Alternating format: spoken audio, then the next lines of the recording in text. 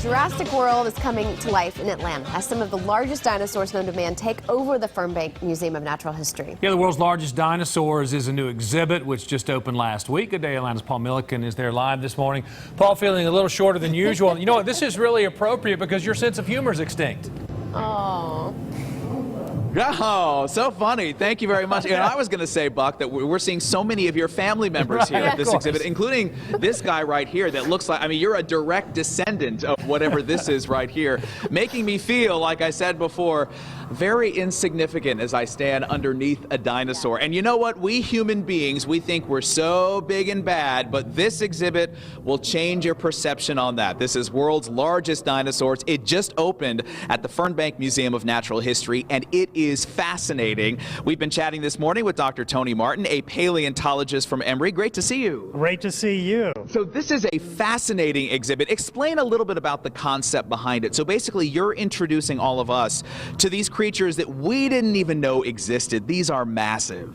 These are incredible animals. They lived and were very successful for more than 150 million years. Wow. That's right. And these became the largest land animals ever. Yeah. So let's talk about this one right here. This is a life-size replica of what? What is this dinosaur? This is Mamenchisaurus. It's from the Jurassic of China, about 160 million years old.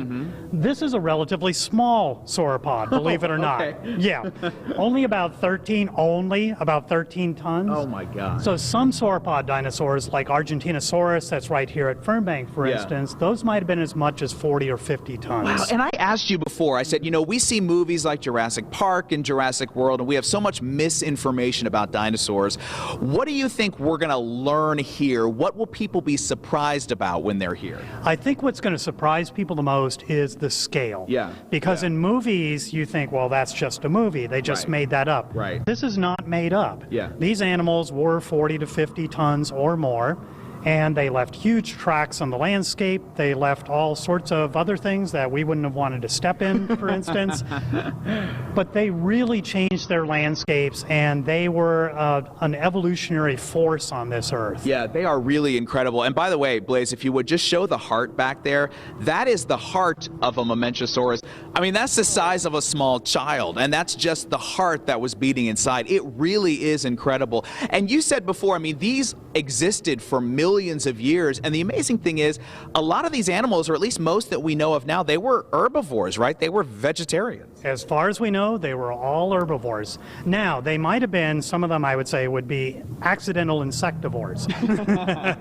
Where as they're chewing, as they're pulling all of that plant material off a tree, then they're also ingesting insects, but they didn't mean to do that. Yeah, you know, you were telling me before, I mean, what you do is so fascinating as a paleontologist, and you were saying that the science changes literally every single day. That's right. Every day I check the news to see what sort of new discoveries have been made out there, wherever it might be, all over the world. There are new fossils being found every day. Yeah. So every day the fossil record gets better. Yeah, which is why for people like us who were in school just a few years ago, this is so interesting because the science has changed. The first thing I asked was, is there still a Brontosaurus? Because I remember that from when I was a kid, and the doctor was saying, well, there is a Brontosaurus, but it's not the same one that we learned about. Not the same one we learned about, yeah, but Brontosaurus as a name came back. Yeah. So it's retro, it's cool again. I love that. Very nice. Well, sir, thank you so much for being with us this morning. This is such a cool exhibit. Again, it is open right now at Fernbank Museum of Natural History.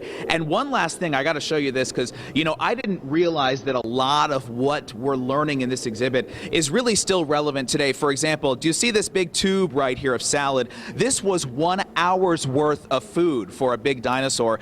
And that's the same thing for Buck Lanford. That's an hour's worth of food right there for Buck. So it's very similar to what we see in the newsroom today. Paul? You know, you always remind me of the T-Rex when the check comes at lunch. You have the little short arms. I can't quite get to my wallet. You know what I mean? The T-Rex arms. Yeah. Can't quite get down to the scurry away. Exactly. Scurry away. Absolutely. Yeah. Well, anyway. Yeah. Y'all go to lunch? That would be Never picked up the bill yet. Thanks, Paul. What a cool exhibit there. I love that. Yep.